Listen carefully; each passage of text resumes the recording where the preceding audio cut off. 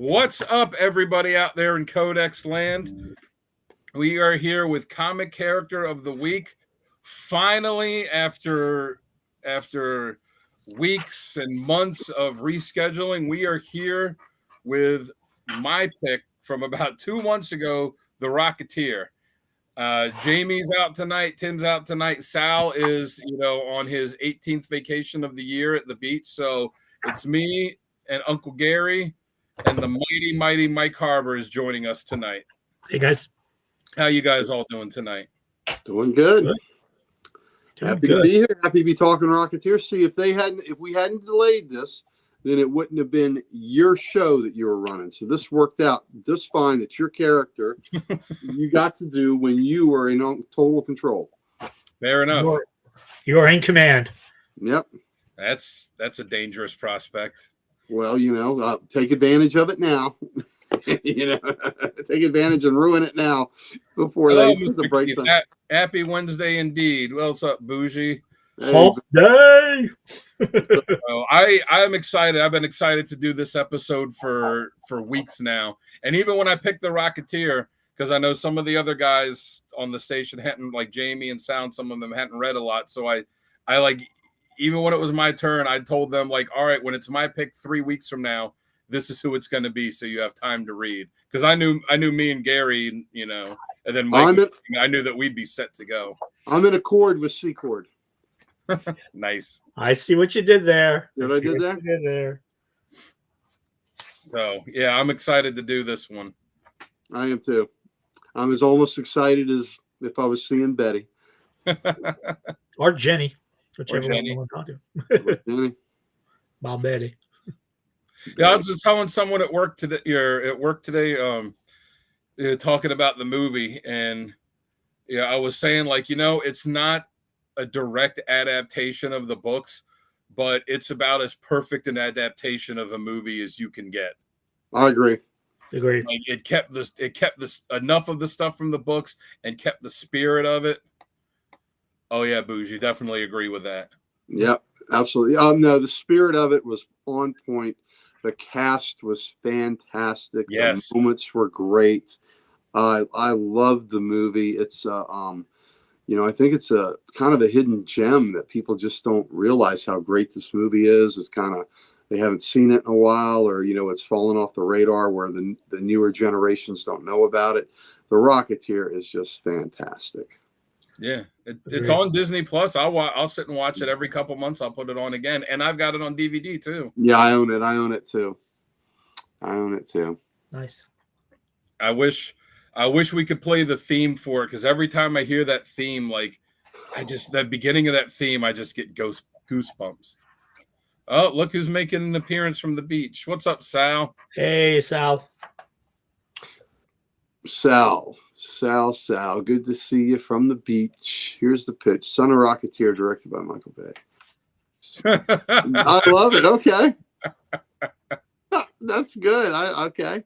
That's they're supposed to be doing another one with, I can't remember the actor's name. He's the guy that stars in the Bass Reeves show.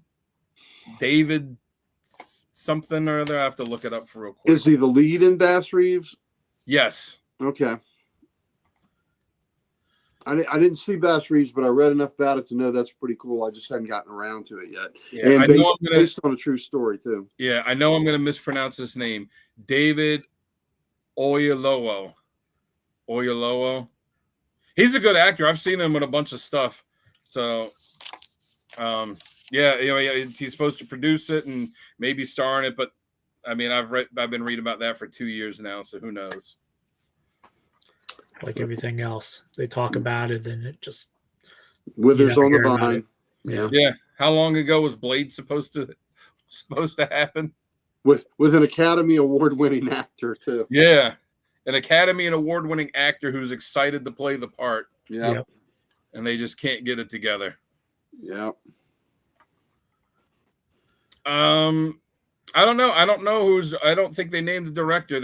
I just read that, he was going to produce it and possibly star in it, but like I said, it's been a while since I've even heard anything about that. And they did that kids cartoon for it, or it was like the little girl that that found the rocket pack. I think it was his granddaughter or something. I didn't watch it, but I'm vaguely aware of it. Yeah, I don't know anything about that. Okay. yeah, it came up and I was doing some research, and I'm like, yeah, I don't think so. I'm not the target demographic for that, but I might put it on and see if my daughter would be interested. Because did you watch the Netflix documentary on Dave Stevens? Yes. Well, it wasn't on Netflix. It was on a bunch of. I think I watched it on Amazon. Okay, I've never watched it yet. But you haven't watched it, Mike? No. Really good. So good.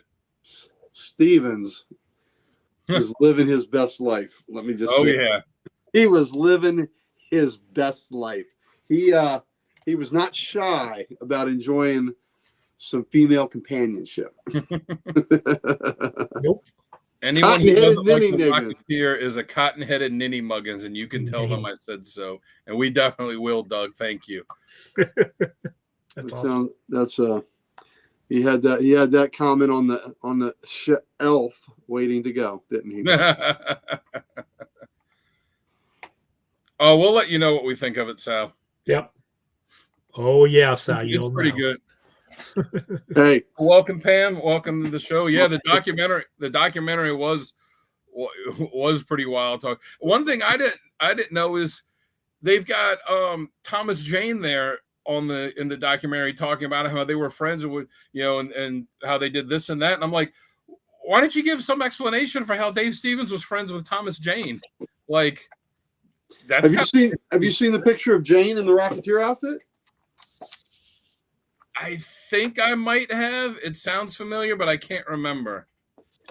That'd be pretty cool. Kind of an older Rocketeer coming out of retirement kind of thing. I love Thomas Jane. He's a great actor. Punisher.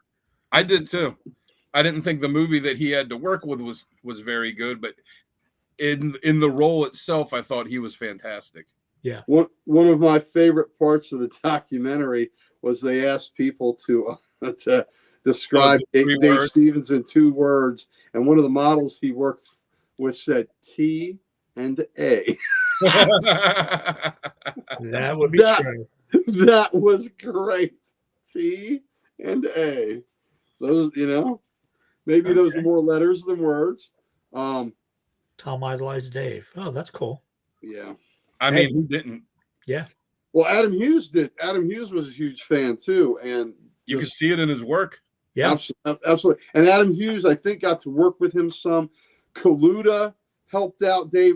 Wrightson had done some things for Dave. It's amazing, as you see in the documentary, Dave was just so meticulous, almost on the borderline where he's just a little nuts about things. It took him, it took him months to finish a Bulldog's 4th leg. Yeah. And he kept would draw it and redraw it and draw it and redraw it and draw it and redraw it. And that's all he had to do to complete the damn book. And it was just, his friends were like, just come on, Dave, get this done. But he's like, no, it's gotta be perfect. Yeah. I don't know if you guys saw that Adam Hughes is coming to Baltimore this year. Nice. Who is? Adam Hughes. I think I think when they did that Rocketeer book it was a couple years ago, I think it was an anniversary book. I think I got the one that he did the cover of. Oh, I just saw that John Wesley Shipp is going to Baltimore, and so is Sam Jones. Oh, well, we'll be happy about that. He loves his Sam Jones. He does love his Sam Jones. I mean, so many. And then I think when he did the last issue of Rocketeer, he like recruited a bunch of artists to help him finish it. I'm pretty sure that Art Adams was one of them. Okay, there's Jane, the Rocketeer. Oh, very cool. Wait a minute. Oh, yeah, I have seen that picture. Wait a second. Let me make you. There we go. Yeah, so that's cool. Yeah. So that is cool. Yeah, I think Thomas Jane could have been, but Billy Campbell was just fantastic. So. Oh yeah, Billy Campbell was perfectly cast for it, and it's funny too because of the Rocketeer. The look of the Rocketeer, Dave Stevens clearly modeled on himself, just like he modeled Peavy on. I forget who it was. That he worked with when he did animation, but like when you look at pictures of the guy and the personality, it's like that's who that is. There's so much, and then Betty was modeled after Betty Page. I think that's one thing that made it so special is that there was so much of it that he modeled on people and things that he knew that he loved, and you could see it come through on the work too. Right. Yeah, I'm trying to, and see, I picked up, I was picking up Star Slayer, so I bought that off the rack. So I saw the Rocketeer for buying us Star Slayer. Right.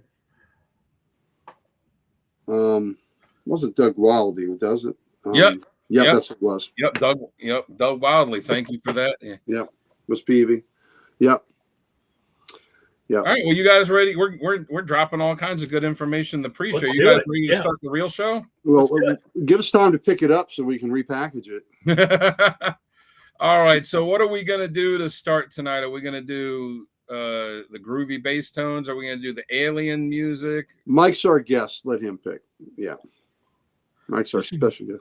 Just some groovy bass tones. All right. Yeah. I can't remember which one of these is the groovy bass tones. The Uncle Gary documentary. Can't remember. What was that again? I'm going to click on this one and see if it's it. So we'll find out in a minute. Fingers crossed. We will be back in about 45 seconds. Maybe.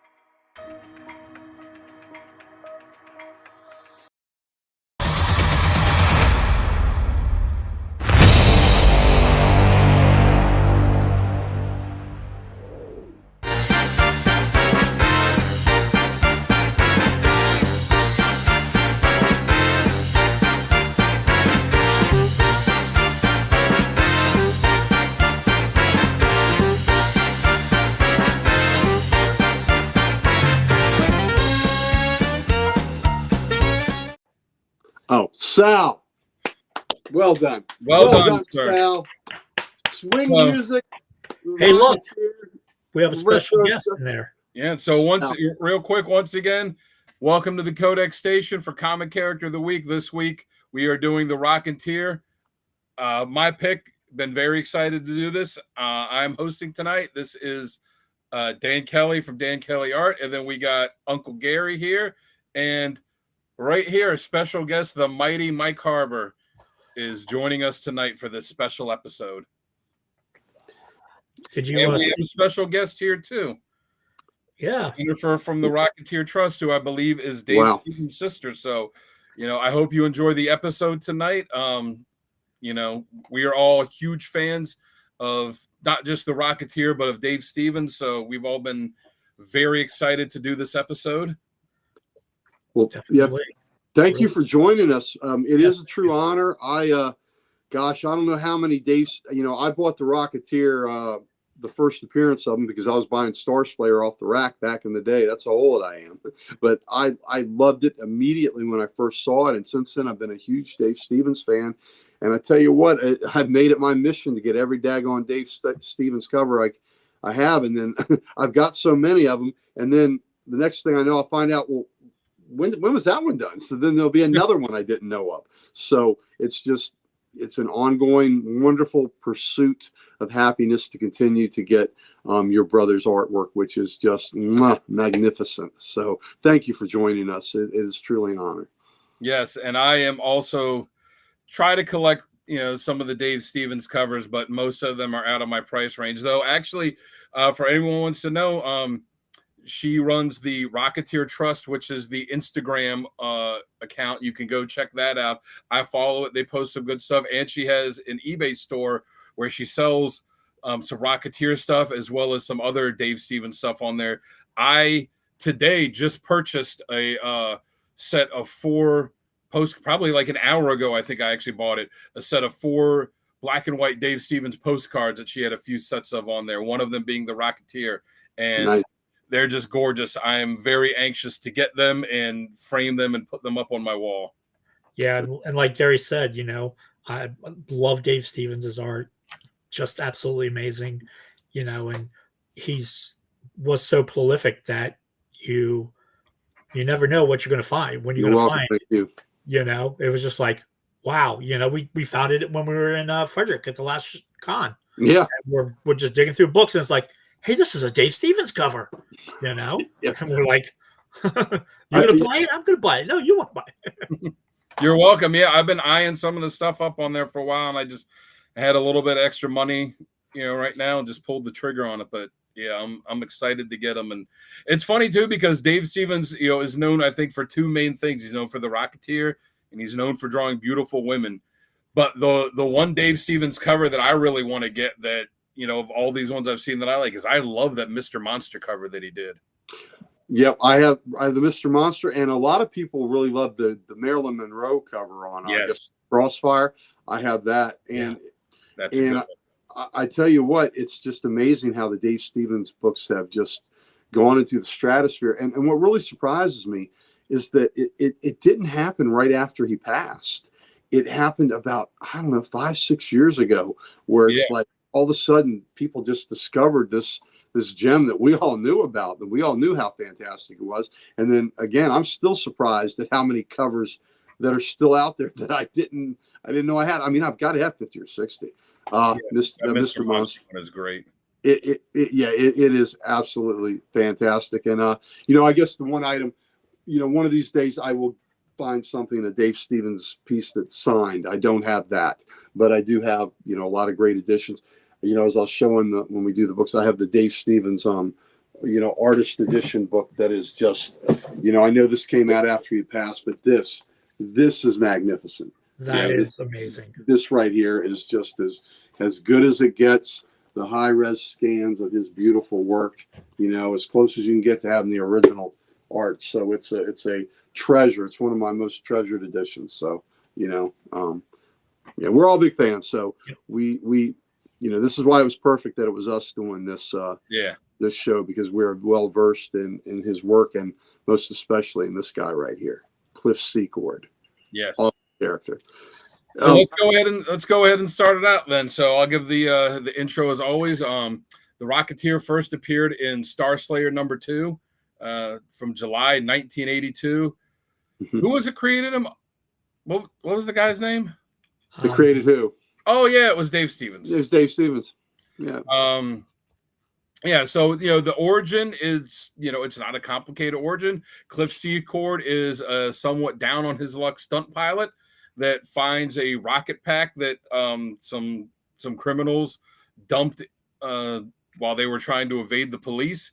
He puts it on, uses it at first with the intention to just get some money, to help him out in life, and then eventually just keeps using it and becomes the hero known as the Rocketeer.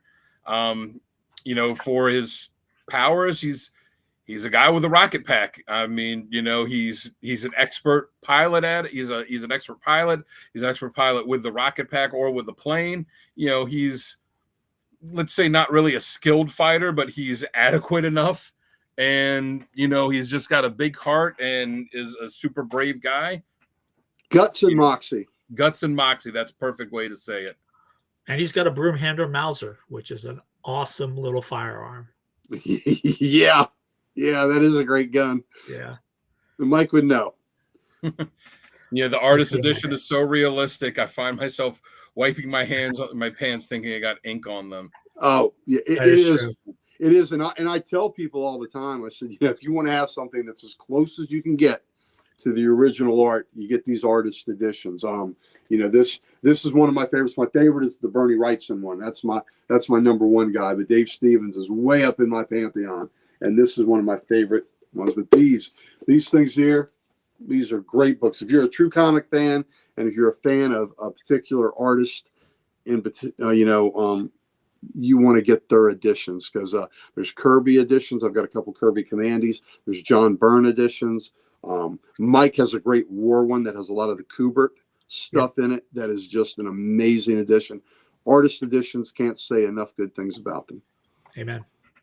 All right, so on to the Rocketeer. Let's start off with why we love the character. What's the best scenario for the character? Mike, why don't you kick us off with that one? Really, it's a recent book that came out. The Great Race. Yeah. It fits perfect within the time period where they were, airplane racing was huge, and they weave in, of course, the pre-World War II aspect with the Nazi pilot, and then also the undercover. I don't want to spoil it, but the undercover U.S. agent who's also in the race, but it fits perfectly with his character too, and the way he um he gets himself in trouble, then he kind of pulls himself out of the fire and such, and ends up on top at the end. It's just, I love the period pieces, and that's one of the cool things about this. It's set in a real, I don't want to say a simple time, but it's a good time for America. It's a good time for the world, pre World War II and such. So obviously, the World War II is not good, but but that was a recent one that just came out, I think last year or so. But I think it was just like the perfect scenario, and I like that they're keeping that character going and going and going. And there's a new series that's out right now. So. Yeah, that's pretty good too. I just read the second issue of it earlier this evening, and I'm loving it. Especially the art on it by Staz Johnson is someone that I'm a fan of. So I'm glad to see him getting to draw a book. I'll go next for it. I like, it's almost, he reminds me in some ways of Spider-Man in the sense that, like, the way Peter was, like, he just has a hard time catching a break, almost a reluctant hero at times that, even though he knows it's going to kind of screw up, some of his stuff with Betty, and she's going to get upset with him, and he, might miss out on a good job because of it. Like, he went from being a guy that was just doing it for selfish reasons to being a reluctant hero to then being a guy that's, okay, I've got this thing, and, I can go do something to help other people. It's my responsibility to it. So I like how he, was someone that grew as a character to do that. And, and it's cool along the way that, he ran into so many other different characters, in the early Dave Stevens stuff. We'll get into that Steve, because of trademarks and stuff, Stevens couldn't really name them, but the interactions he had with some of them was really cool. So what about you, Gary? What are your best scenarios for him? Okay, well, that's a great analogy with Peter Parker, because I was going to make the same one. So, but the difference is Peter Parker always has, Cliff and Peter always have this cloud over them. The difference is the fates conspire against Peter Parker. Cliff Secord screws it up himself. So, which I think is kind of funny. So the black cloud, he's caused his own black cloud almost all the time. But what I really love is he gets himself out of it through dogged determination and perseverance. And he's going to, just keep plugging away till it works out for him. So I just really like that dogged determination in him. And I love, him set in that era before World War II, where it was just the swing music, and the USA with great power comes great responsibility. With a rocket pack comes great. With a rocket pack. Yeah. And I love, that was the era of the Daredevils. When they were doing these flying circuses, and pilots were the rage. In the 60s, the rage was the astronauts, right? In this era, the rage were the pilots, Lindbergh and the Barnstormers. Yeah, the Barnstormers and all these things. So he was part of that exciting rage. He's a young man, good-looking man in this exciting, field that he loves so much. So I just think it's perfect for the era. I love it's the period piece. I think there's so much nostalgia wrapped up in it, and so much just this just good feeling, these good vibes that the world is out there. It's all you have to do is claim it. So I just love the optimism of that. And you had that optimism But over here, you had that dark cloud of the Nazism, the rise of Nazism that, was congealing over the world. So I just think it was a really interesting time. And I think Dave was, let me tell you something, Pam, Airboy is a favorite character of mine. I'd kill these fellas if I bring up Airboy. Mike was able to find a bunch of the volumes collected for me. I have all the original issues from the 80s series by Chuck Dixon, and then I have a couple of the Golden Age books that's really cool. And as much as I love Swamp Thing, the Heap was the first Swamp Monster. The Heap was the first Swamp Monster, and he was an Airboy. So Pam, you are so nice deep. pull, Pam. Pam is so deep. She's got it. But the Rocketeer Airboy crossover. Now that would have been epic. That would be cool. And Airboy's plane was a smart plane named Birdie. So Birdie and Cliff and Airboy, and you got Betty and Valkyrie. Oh man, and Dave Stevens did a Valkyrie cover. That's a hot item. I'm glad I have that cover. So So anyway, that's what I love. What you guys do too, that love the same thing about them. Yeah.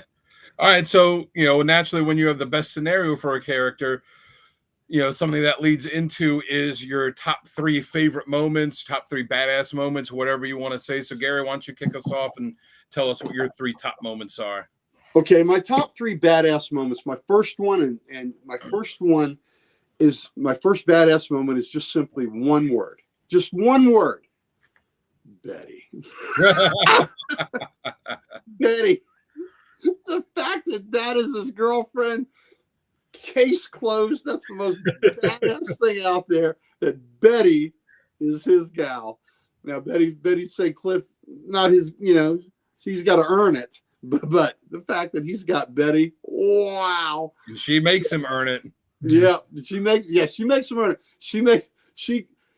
A lot of those self-inflicted wounds that Cliff Secord puts on himself is because he's all twisted up because of Betty, and he gets in trouble with her, and then he's got to get himself out of trouble with her. But number 1 badass moment, Betty. Okay, number 2, in the great race that Mike was talking about, number 2, Cliff has to refuel his plane in midair with another racer's plane that's helping him out. And he's got to do it leaning out of the cockpit, grabbing the line while he's flying in close formation with the other flyer and filling his tank up with gas before he sputters out. No jetpack, no rocket stuff, none of that, no safety net. That's what he's doing in midair. I think that's pretty badass and pretty bold. I mean, not that he had much of a choice. So you didn't have much of a choice. The alternative wasn't very good. Yeah, it wasn't very good. So, but here he is hanging out of the cockpit, holding on one hand and grabbing the gas line and splashing in his tank with the other one in midair, maintaining speed and distance with the other plane perfectly. So that's pretty badass. The third one I'm going to take from the movie because you guys, you guys every now and then will take something from the movie. So I said I can do that too. In the first Rocketeer movie, in the only Rocketeer movie, there was such unbridled joy when he got a hold of the jetpack. He was, I like it. It's so great. But Peavy was running from the mobsters, and the truck breaks down. The truck stops.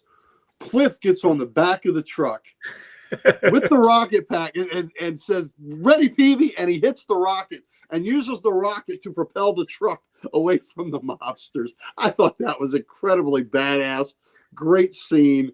Fantastic job portraying that. So I just think that's great. Using the rocket pack to propel a truck that had stopped running.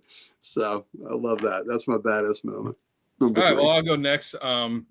I've also got 2 from the comics and 1 from the movie. So I'll start off with the comics. From the Rocketeer Spirit crossover issue 4, the book ends with Cliff blackmailing FDR, essentially, so that he could keep the rocket BO, because FDR kind of intimates, oh, maybe I'm not going to let you be this or that. And, Cliff kind of blackmails him with, the info he has on FDR. And, he's like, all right, you got me. And it's like, You're blackmailing the president. Like, who the hell do you think you are? And he's successful at it. The next one I got is from Cargo of Doom, issue 4. He's flying around LA shooting dinosaurs with a death ray. I mean, goddamn, that's badass. That is just wish fulfillment, fanboy wish fulfillment if I have ever seen it. Because if they came to any of us and was like, hey, you want to put on this suit and this helmet and a rocket pack? Like, yeah. You want to fly around LA with it? Hell yeah. Like, you want to take this death ray and shoot dinosaurs loose in the city? It'd be like, hell yeah, let's do it. Like, who's going to say no to that? That sounds awesome. And then my final moment, he said, is also from the movie. I was a kid when the movie came out. That was my first introduction to the character. And I just, I love the movie. I've said it many times. I watch it every few months on Disney Plus or on the DVD I have of it. It's such a fantastic movie. The beginning of it, when you hear, at least for me, when I hear the first few notes of that theme, like it even still today, decades later, like it still just gives me goosebumps. It's so perfect for it. And the one scene towards the end of the movie when they're having the big showdown and the Nazis are coming out and the gangsters are teaming up with the police and they're fighting the Nazis, and and Neville Sinclair's got Betty and he's got her on the blimp and they're going, and the cops are like, the FBI is like, oh man, like we're done, that's it, we've lost. And the other one goes, maybe not, look. And the camera pans up and you see Cliff there in the rocket suit, and he's it's basically the scene that Dave Stevens drew. Yep. Cover. He's standing there and he's by the flag, and it's perfectly framed, and he's got the handgun, and he just takes off, and then the one FBI agent is like, go, it's the FBI agent or Bobby Valentine, I forget which, or not Bobby Valentine. Yeah, it's not the baseball manager. Well, no, but it was Valentine. Yeah, it was Valentine. Yeah, it was one of them that just kind of says like, go get him, Rocketeer. Like, I mean, that's just that's just epic, and just as perfect as you could be for that. I love when Cliff tells Valentine, he goes, Valentine, how long you been working for the Nazis? And he's like, what are you talking about? He goes, Sinclair's a Nazi. And then Valentine was like, yeah, and Sinclair's were like, it's money's money. He goes, no, wait a minute, buddy. I may not make an honest buck, but I'm 100% American. And they had the great scene where the FBI agents and the gangsters are all shooting at the Nazis. And they look at each other and like, okay, yeah, that was great. It's just that great moment where they're on the same side here. But I like the scene where he's got Luther there, and the one guy like turns his gun to Luther, who kind of makes a move. He's like, relax, Frankenstein, you ain't bulletproof. Yeah. Yeah. So we can all agree to hate Nazis. I mean, yeah, that people, one reason, Captain America is my favorite character, and people ask me, why is he your favorite character? I'm like, because his first appearance, he's on the cover punching Hitler in the face. How you better than that? Remember my Sergeant Rock cover where Rock's got the Nazi choking him out underneath the snow? Yeah, I love that. That's how you treat a Nazi. Somehow, in this day and age, we've forgotten that, right, Mike? Amen. We've forgotten that. And it's the artist that's actually doing the Rocketeer miniseries now, Staz Johnson, a year or two ago, posted on Twitter this fan commission that he got of Captain America and the Rocketeer going into battle together. I'm like, oh man, that would be a good crossover. That'd be cool. All right, so those are my badass moments. How about you, Mike? What do you got? Well, Gary picked one of mine. But I'm gonna do it anyways. The in-flight refueling from the Great Race. It's just like it's everything you would expect, especially and I think it brings it even more to life when you saw him in a live action. Because I always come back to the live action piece in the movie. The first flight of the Rocketeer, also that standard like I'm putting it on and I'm just going to do it. And then, you're flying all over the place. You're running into chicken coops and, well, that's badass. Just having the guts to say, okay. Yeah, I'm going to strap this rocket. Yeah, I'm just gonna take this rocket pack that I found in a hangar, strap it to my back, and and go up in the air, and let's just see what happens. I mean, that I thought was a vacuum cleaner. Yeah, what could possibly go wrong? Yeah. I think also I one from the movie. Like you said, when he takes off and he's going to the Zeppelin, the end there when he's got Betty or Jenny from the movie, and he's flying off on the Zeppelin. The Zeppelin's full of nitrogen gas and blowing up. That whole back scene of the Zeppelin exploding and him and her just taking off. And I love Jennifer Connelly too. So yeah, I did too. Although she needs a cheeseburger right now, she's a little too thin. Well, she's a little thin. And for anyone that doesn't know, the reason we're saying Betty and Jenny, in the comics she was Betty because she's her last name is never stated, but it was very clear she was modeled after Betty Page. Dave Stevens, huge Betty Page fan. He modeled after later on in life when he found out Betty Page actually lived near him, he befriended her and kind of took helped take care of her too.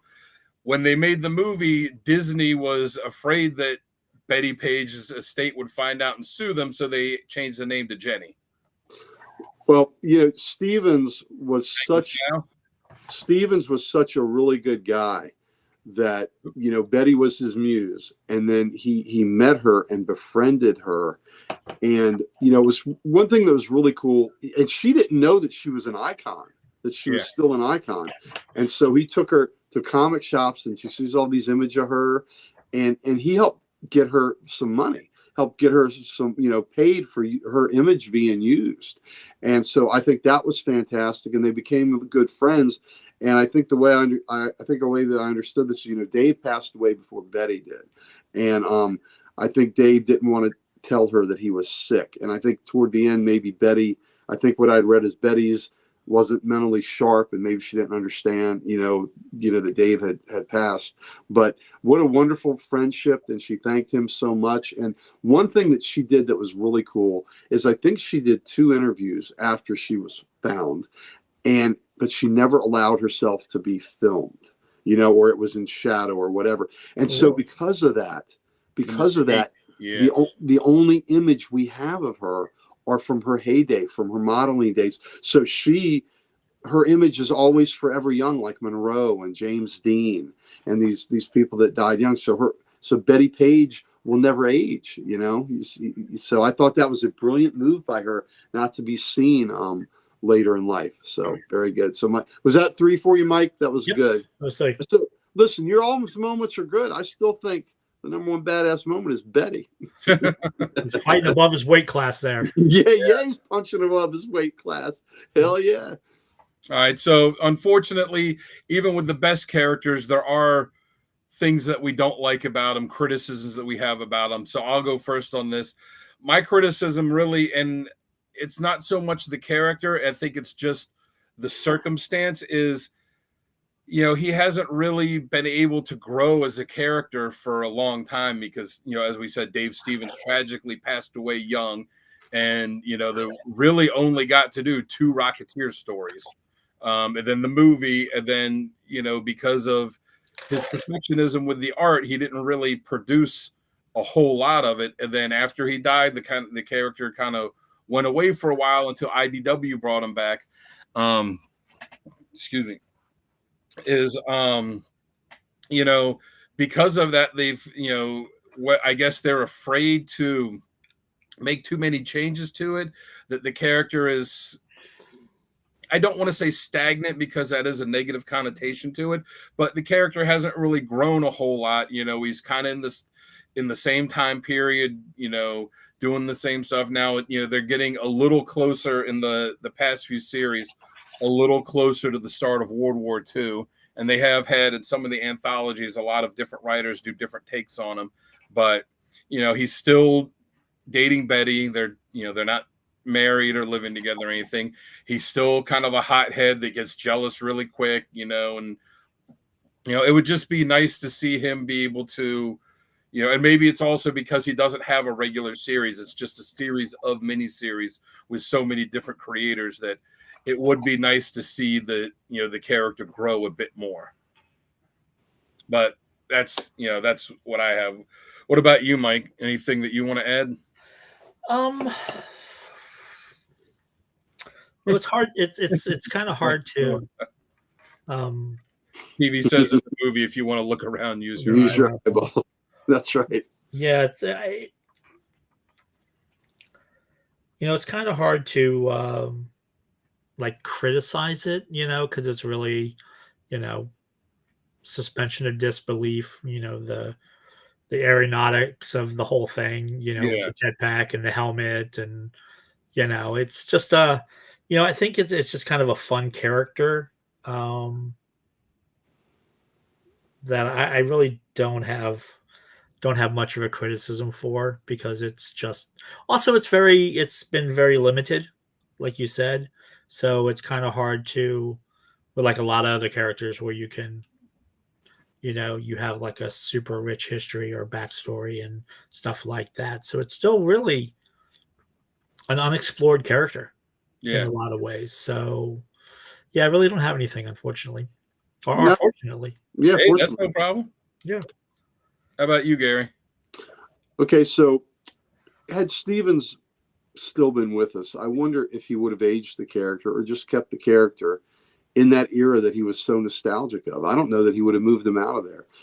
I've really got no criticisms of him. The only criticism I would have had is that we don't see enough of the character, but thankfully IDW is reconciling that by giving us some Rocketeer miniseries and things like that. So I think the character is perfect with his status quo. I think that era is a wonderful era to explore. So I've got no criticism. I love it, and I want those are the kind of stories that I want to see, like The Great Race was, things like that, exploring that era. I don't know that I don't, I'm sure a great story is a great story, but I don't have a great desire to see him in the 50s or the 60s, an older Cliff Secord. I love this, where he's just has this youthful exuberance, and the world is out there for him, and he's going to take these twisting paths to get what he wants, and he's going to bump into walls, and then he's going to fly through them. And that's what I like, and that's where I wanted to stay. All right. Yeah. Well, let's go ahead and move on to our top covers. And I mean, there's so many good ones. So I don't know, which one do you want to start? Do Sal's. You want to do Sal? All right, let's do Sal. Sal's not here. We can talk about him. Yeah, all right. So we'll start with Sal's covers. Mr. Keith has something. Perfect. Right there. I think the lack of backstory is the character is simple and compelling. Characters are best in conflict, and he's got a rocket on his back, a gun, a secret identity. Plus, the 40s appeal is like taking the shadow out of the 20s. That's true. I mean, when I say the character's not allowed to grow, it doesn't mean I want to see him, 20 or 30 years down the road. I meant, it would be nice to see him grow, like, as a character, not so much the time period. But yeah, let's go ahead and start with Sal's covers here. Even though he's not here with us, he's here in spirit. So speaking of, he's got his first cover here, The Rocket and Spirit, issue 2. And then Rocketeer Adventures, I think that's issue 1. Is that Ross? Yes. That's so good. Yeah. And then Rocketeer Cargo of Doom, issue number 2, which I know that one is Chris Samney. Yep, that is so good. Yeah. And he said for the covers, he really liked the covers that depicted action, especially the one with him in the spirit, which that one does have a lot of good action on it. It does. All right. And next we will go to let's go to Gary's covers next. All right, let's see what I got. All right. The one on the left is a limited edition cover that our good buddy from the Comic Con Hub, Kent Hubbs, got me. That is a Rocketeer. in the Den of Thieves. It's by Gabriel Del Otto, and that is the cover E for that. But that's gorgeous. I haven't seen that before. Oh, it is fantastic. I mean, I love that. Yeah, that's I awesome. love that cover. So, I was thrilled to get that. So thank you, Kent. I just think that is just freaking perfect. Yeah. So it is awesome. So the one on the far right, the Rocketeer Adventures, number 3, that's cover A, and that's Alex Ross. I just love him standing there in the great pose, and Betty right there, and the wind blowing her dress up, showing some of those gams, and she's grabbing onto Cliff's knee there. I just think, and looking at him, and the wind blowing her hair, and the GB flying over top of them. They're under this, the planes right above them. So I just think that is just fantastic, and I love the feeling and the sentiment. The plane, I guess the plane's what's making the wind for them there. So I love that. And then, so many Dave Stevens covers have Betty, and have beautiful women on them. I really like the one in the center where it's the Rocketeer Adventure Magazine number 2. That Dave Stevens cover, that's so great. It kind of reminds me of, a King Kong cover, right? With the Yes. airplanes and the giant monster grabbing them. I just think that is so amazing. I have that poster on my wall of that image. I love it so much.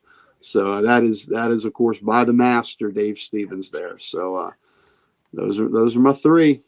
All right, those are some good ones. Let's see what you've got, Mike. All right.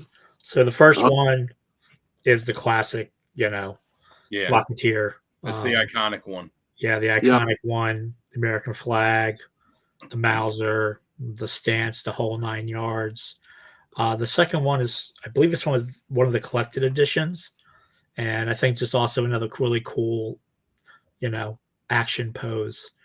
And then the third is from The Great Race. And I love that cover. Yeah. That's one of the alternative covers of him just, coming out of the fire, the crashed Nazi airplane, so, also another pretty cool fighting stance there. So, I think it's, the first one reminds me of the Superman one or the, Captain America ones with him and the flag and stuff like that. Just really appeals to the patriot inside you.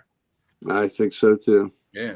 All right, so we'll go with mine last. I had said, as great as Dave Stevens was, I wanted to make sure that I didn't just pick all Dave Stevens covers. I had to do that too. I had to make sure I didn't. I just picked all Dave Stevens covers.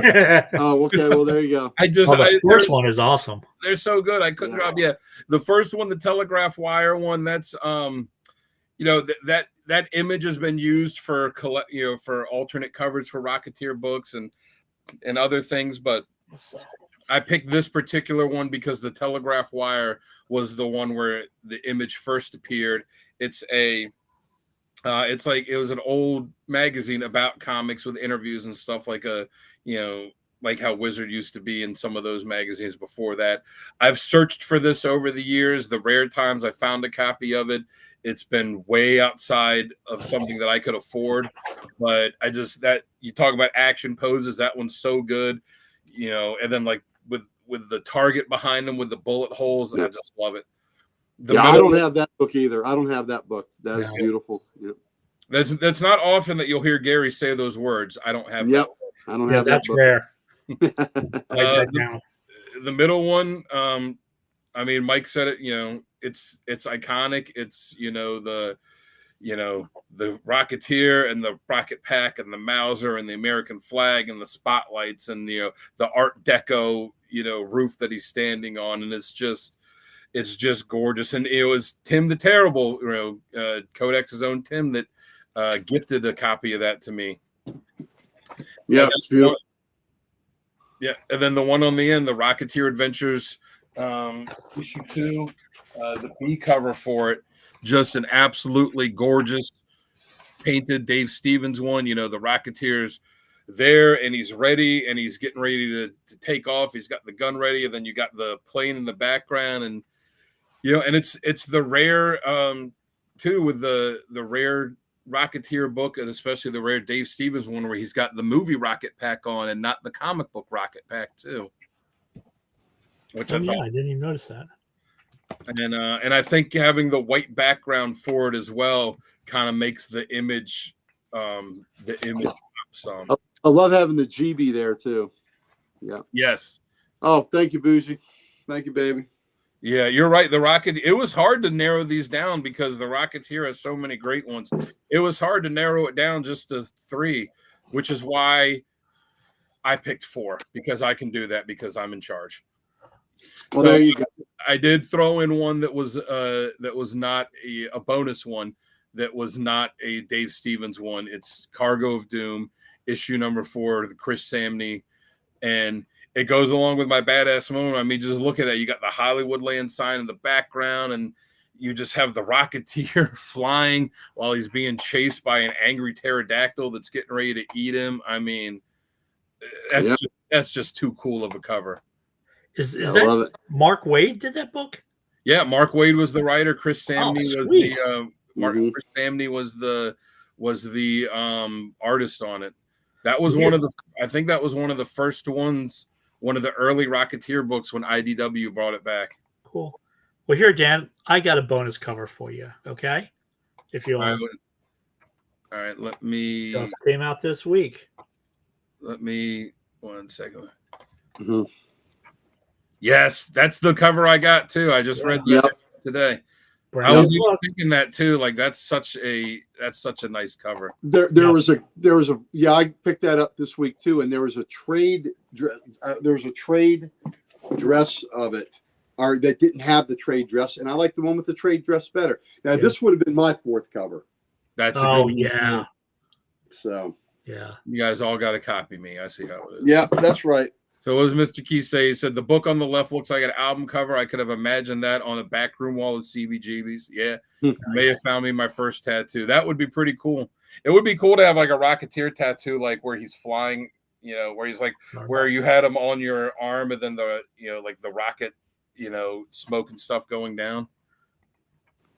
Yeah, I'm just thinking he really should have 2 Mausers, one on each hip, Yeah. 2-gun kid and stuff like that. Bet he has 2 Mausers. The only thing that would Gary's missing a book. What? I know. I hate it when that happens, Sal.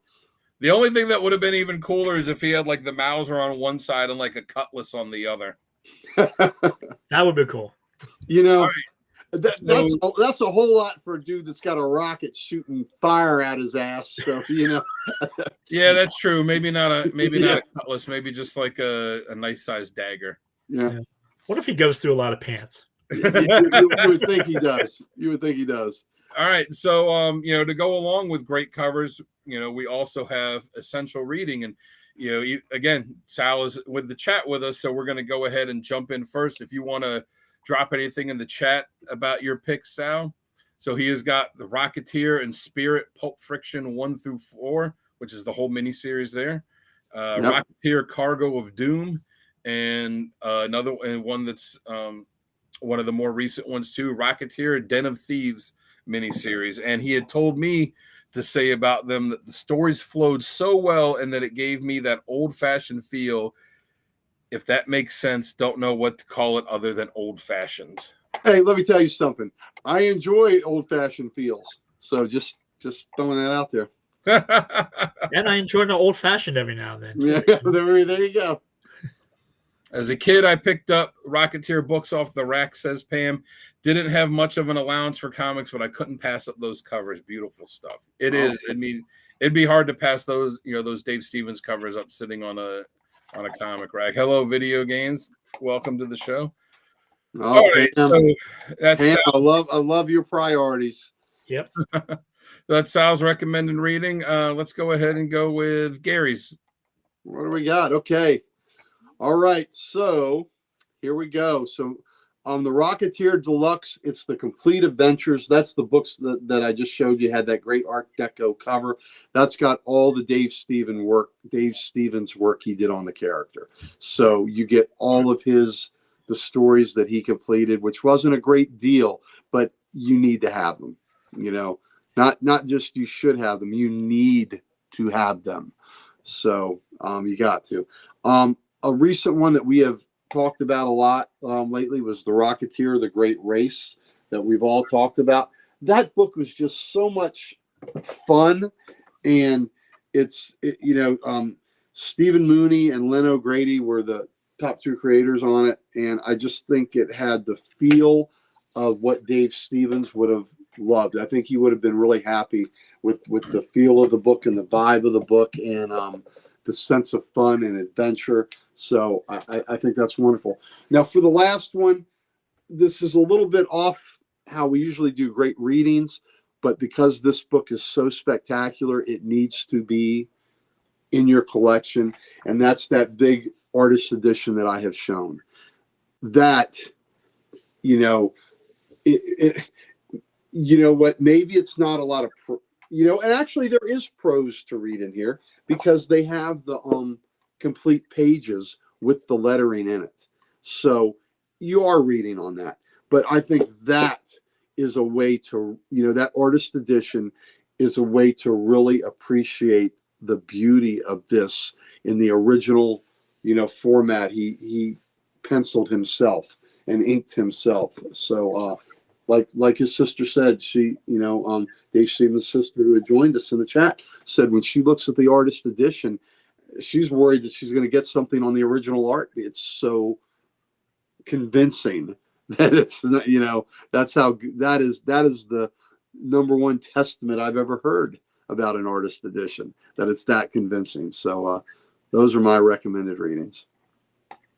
Awesome. All right. Go ahead and I'll throw mine up next. I have, starting out with The Complete Adventures. That is, as Gary had said for his, that is all of the Dave Stevens stuff in one collected edition. It's the original, the original adventure that he did with him. And then it's also the second book, Cliff's New York Adventure. And then when they did the movie, they kind of combined elements from both of those stories and then added some other stuff to make the movie. But that is the totality of what Dave Stevens did with, this character that he created. And, the artwork is fantastic. The story is great, especially with the references that are made to, to other real life people like Howard Hughes or other characters, that I assume for trademark issues that he couldn't just come out and use them.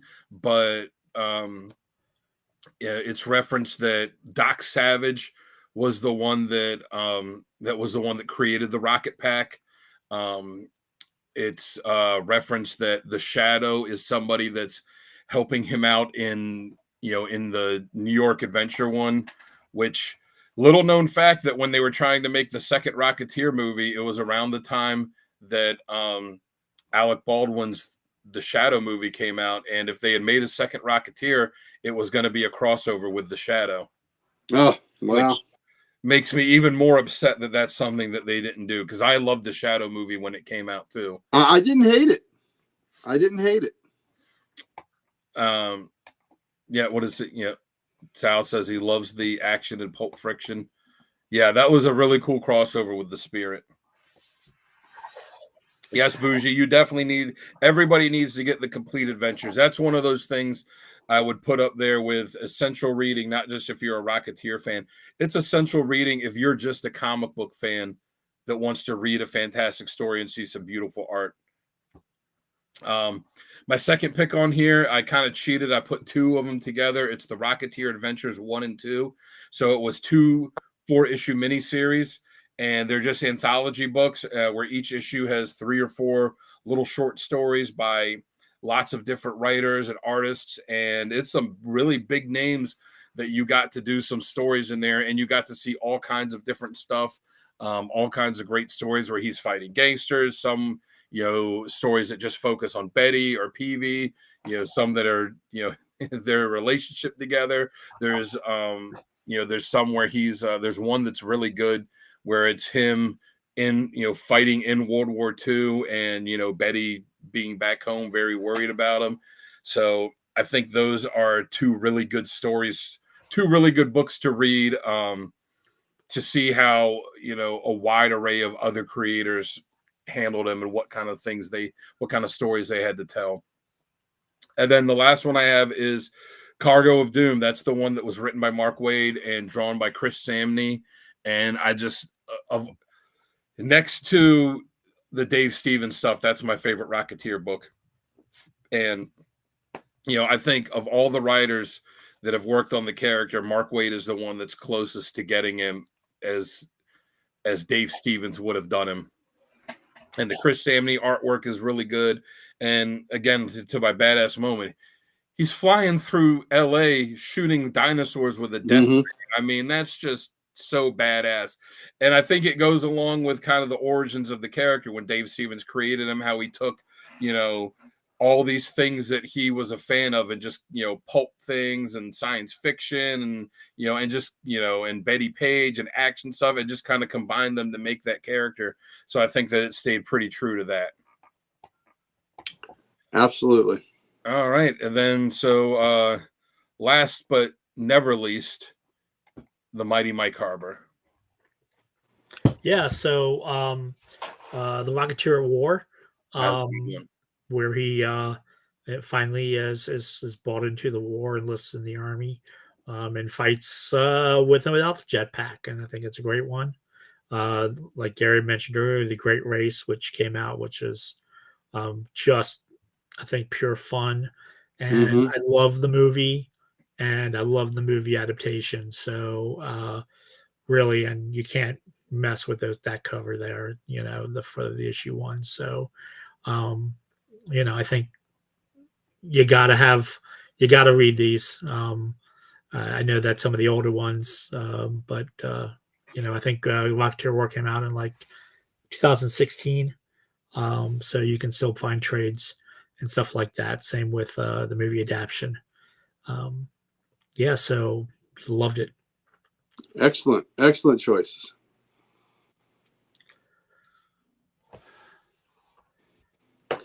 So I think that I think those are I think we've given people a wide range of choices to use, and I think I think it all adds up to just what you said, fun. These books, these Rocketeer books, are just fun and nostalgia, and just feed the inner kid inside of you. And I will say too, the current series that's happening, it just had the second issue come out this week actually. It's a lot of fun.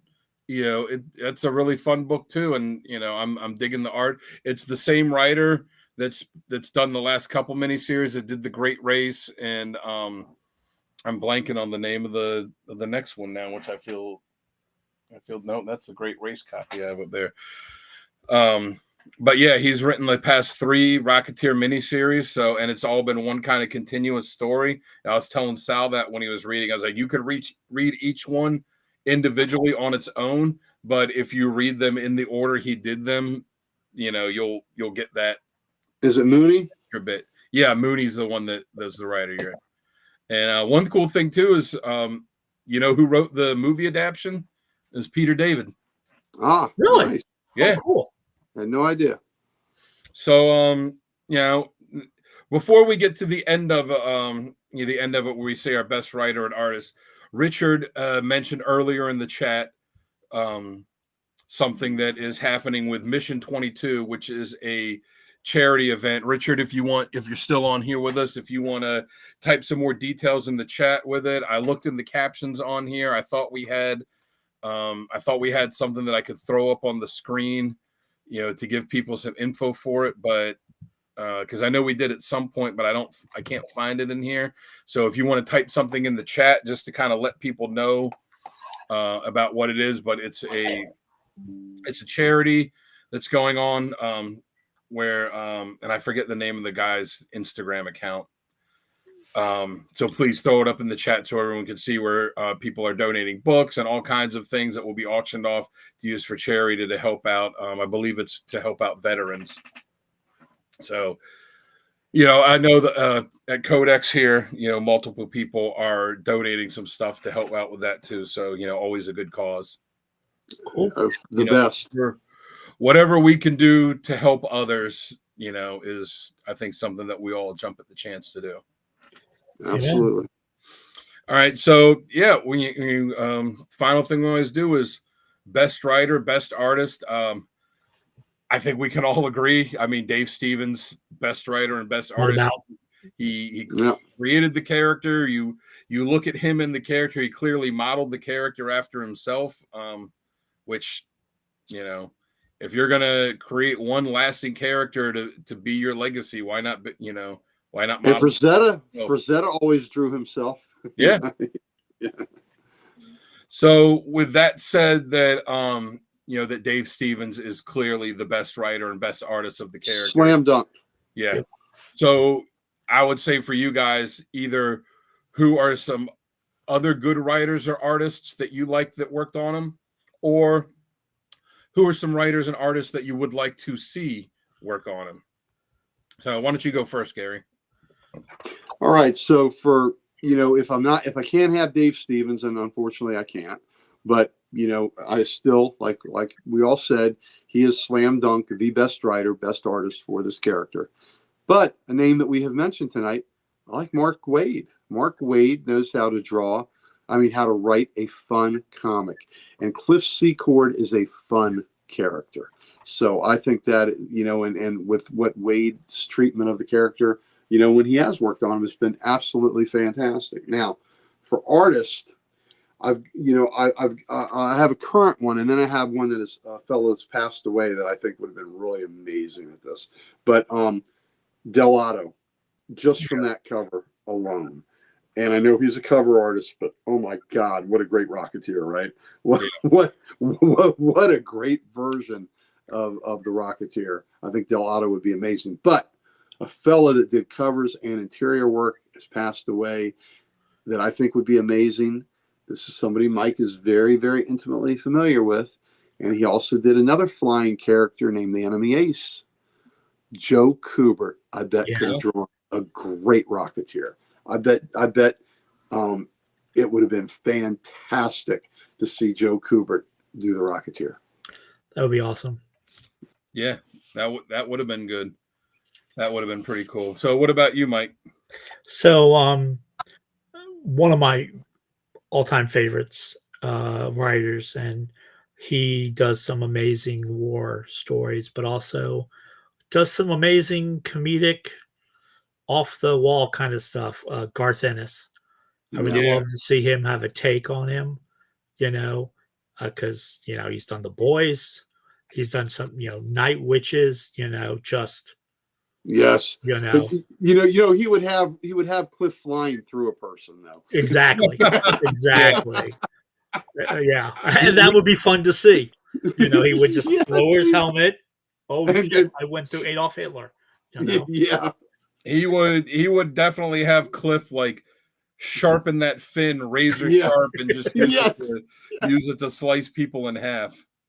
Yeah, and Garth Ennis teamed up with Carlos Esquerra, I think is his last name, for a number of war books, The Tankers and such, and Battlefield, who just does some amazing military style work. So I think that would be kind of cool to have them team up again. I think that would be good. Yeah, absolutely. And everyone in the chat, if there's any writers or artists you want to throw in, or any suggestions you have, go ahead and put them up there. Oh, yeah. Pam says Kaluta. Yeah. Oh, Kaluta would be good. That would be good. Yeah, but whoever gets a hell yeah. But Pam, Kaluta. Nice. I agree. Kaluta would be really good. Yeah, his work on the Shadow. Kaluta's Shadow was fantastic. Yeah. And what does Sal say?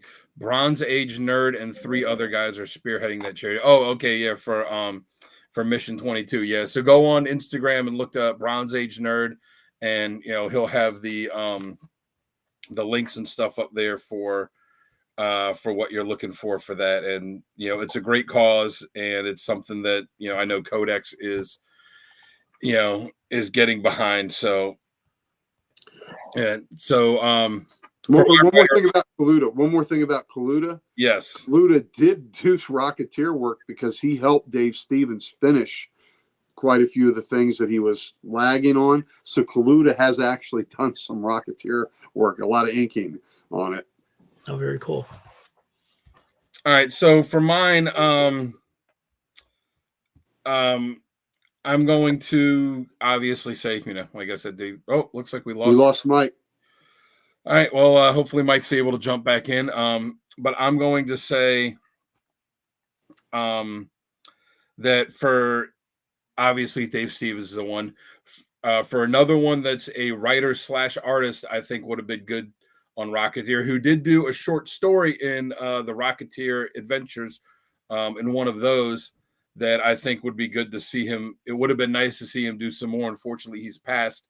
But Darwin Cook, yeah, the way he writes and the way he wrote and the way his art was, I think perfectly, would have fit that era and that tone for the Rocketeer. And he did do a short story, but I would have liked to have seen him do more. And no, go ahead. I was just saying, Mike, Mike and I aren't far apart here in Virginia. We've got some wicked storms going through, so the storm just took out his internet right now. He'll jump back on if he's able to. Okay, yeah, we got that storm through here earlier today. Yeah. Another writer I think would be good would be Jeff Johns. He does really well with those World War II era characters, and has shown that he's able to write a lot of different styles. So I think it would be cool to see. It would be cool to see him write some Rocketeer, and an artist that I like that also worked on some World War II era characters, and worked with Jeff Johns too, is Dale Eaglesham when he did JSA. Oh, he did a great job on that. Yes. Yeah. I think he's not as he's not as big of a superstar artist, but I think his style would fit Rocketeer really well.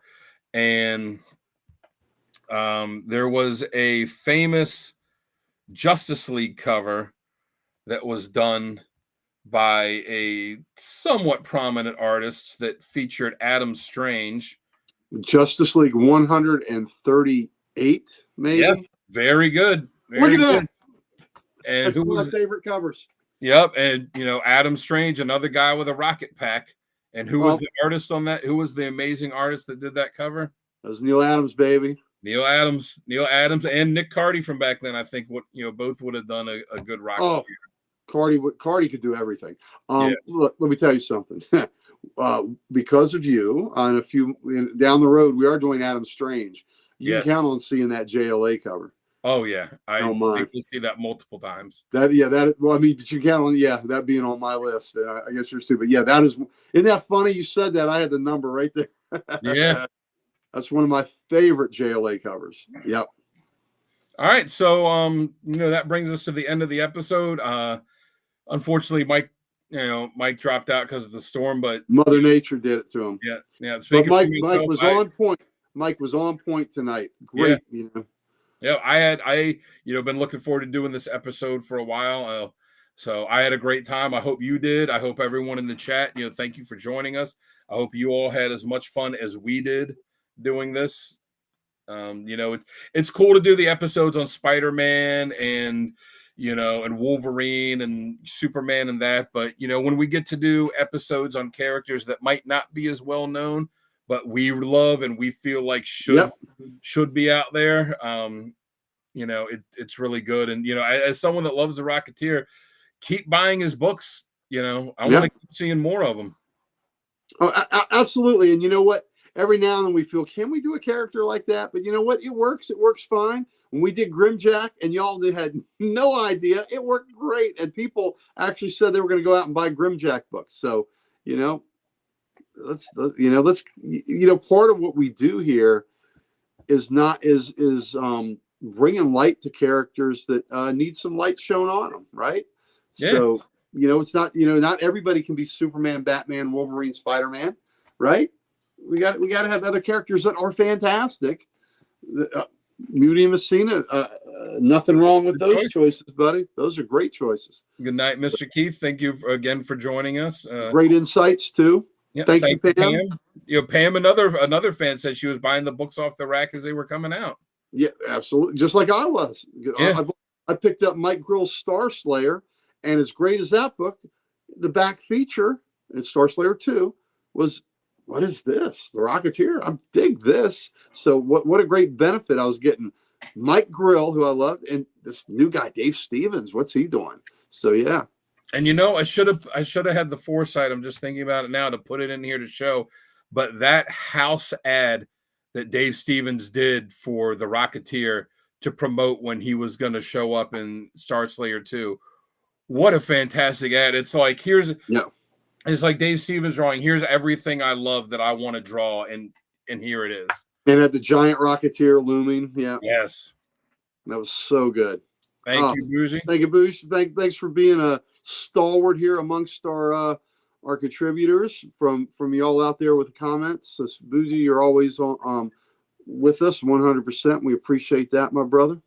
Yes. And you know, again, like I said, it's cool doing the episodes on the bigger characters, but you know, when we get to do some of the lesser known characters, some of them that are, you know, lesser known Marvel and DC characters, and some that are independents like Grimjack, you know, and the Rocketeer, you know, that's I think part of, you know, one of the things that's good about the show is to, you know, to bring these characters to light, to share them with people that they will then go out and say, you know, how many times have we heard it from various people in the chats that like, oh man, yeah, I gotta go out and get that book. I'm going to go out and, you know, and pick it up because I got to read that.